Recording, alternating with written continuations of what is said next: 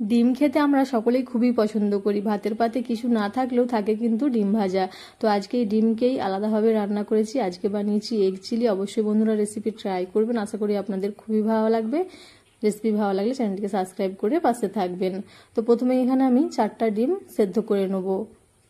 আপনারা আপনাদের কোয়ান্টিটি অনুপাতে ডিমটা নিয়ে নেবেন। আমি 4টা ডিম নিয়েছি এবং এই ডিমগুলোকে খুব ভালো করে সেদ্ধ করে নিতে হবে। ফুল বয়েল করে ডিমটা সেদ্ধ করে নিচ্ছি। এদিকে আমি নিয়ে নিয়েছি পেঁয়াজ, রসুন, ক্যাপসিকাম আর কাঁচা লঙ্কা। এরপরে পেঁয়াজের খোসাগুলো ছাড়িয়ে নিতে হবে। মাঝখান থেকে দেখুন এভাবে কেটে 4 ভাগ করে পেঁয়াজটা কেটে নিচ্ছি। মাঝখান থেকে এভাবে কেটে নিয়ে একটা একটা পেঁয়াজের খোসাকে এইভাবে ছাড়িয়ে নিতে হবে। দেখুন এইভাবে একটা একটা করে পেঁয়াজটাকে ছাড়িয়ে নেব।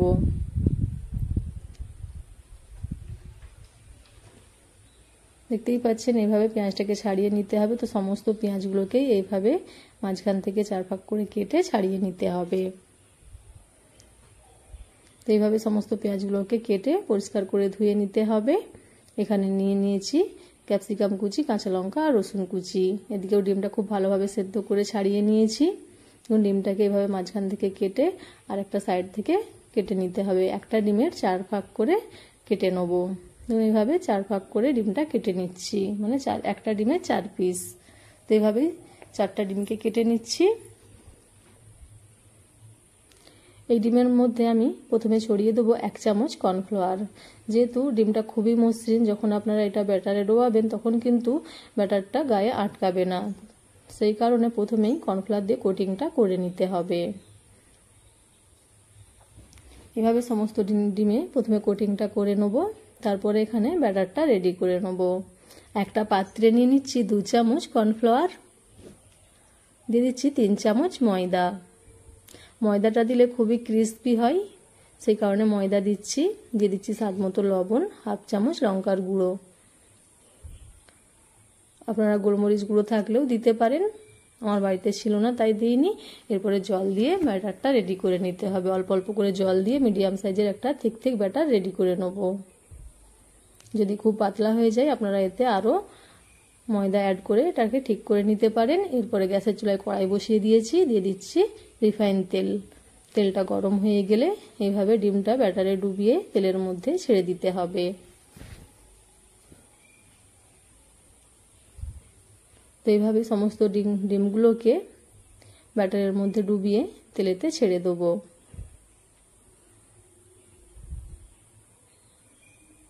এবং খুবই ভালো করে ভেজে নিতে হবে। গোল্ডেন ব্রাউন কালার যখন হয়ে যাবে তখন ডিমগুলোকে তুলে নিতে হবে। প্রথমে যেগুলো দিয়েছি সেগুলোকে উল্টে দিচ্ছি।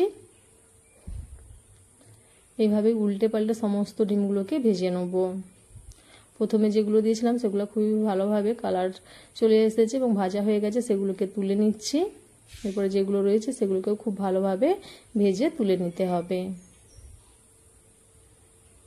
এইভাবে সমস্ত ডিমগুলোকে ভেজে তুলে নিয়েছি। ওই একই তেলে রান্না করে নেব। দিয়ে দিচ্ছি রসুন কুচি। রসুনটাকে ভেজে নিতে হবে। তারপরে দিয়ে দিয়েছি ছাড়িয়ে রাখা পেঁয়াজ।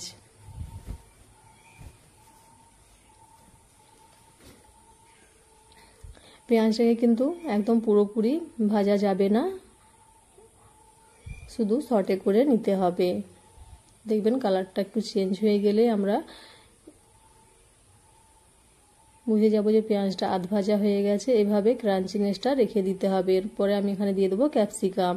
খুব বেশি পেঁয়াজকে দেখুন ভাজিনি, সটে করে নিয়েছি। তারপরে আমি এখানে ক্যাপসিকামটা দিয়ে দিয়েছি। ক্যাপসিকামটা দিয়ে এভাবে নেড়ে চেড়ে ভেজে নেব। এরপর এখানে দিয়ে দিচ্ছি টমেটো কেচাপ। আপনারা টমেটো বাটাও দিতে পারেন।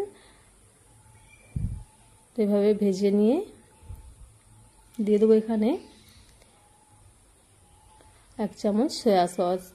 1 চামচ না, 1 চামচ আর অল্প করে আরেকটু দিয়ে দিচ্ছি। 1.5 চামচের মতো সয়া সস দিয়ে দিয়েছি। অল্প করে জল দিয়ে দিয়েছি। দিয়ে সমস্ত সসটাকে এভাবে ভেজে নেব। খুব ভালো করে সসটা ভাজা হয়ে গেছে। দিয়ে দিচ্ছি স্বাদ মতো লবণ, দিয়ে দিচ্ছি ঝালের জন্য 1/2 চামচ লঙ্কার গুঁড়ো। এরপরে মশলাটাও খুব ভালো করে মিশিয়ে নিচ্ছি। এরপরে দিয়ে দিচ্ছি জল দিয়ে খুব ভালো করে মিশিয়ে নিয়ে ঢাকা চাপা দিয়ে এটাকে আরও 5 মিনিট রান্না করে নেব। এতে করে সমস্ত সবজিগুলো খুব ভালোভাবে সেদ্ধ হয়ে যাবে। খুব ভালোভাবে দেখুন সমস্ত সবজিগুলো সেদ্ধ হয়ে গেছে। খুব ভালো করে এবারে কষিয়ে নিয়েছি। কষানোর পর ভেজে রাখা ডিমগুলো দিয়ে দিচ্ছি। ভেজে রাখা ডিমগুলো দিয়ে খুব ভালো করে এভাবে মিশিয়ে নেব।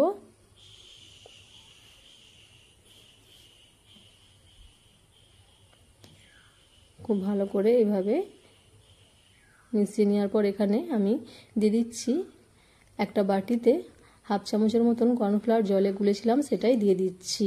অবশ্যই বন্ধুরা খেয়াল রাখবেন, এক বাটি জলে হাফ চামচ কর্নফ্লাওয়ার দিয়ে দেবেন, দিয়ে খুব ভালো করে মিশিয়ে নেবেন।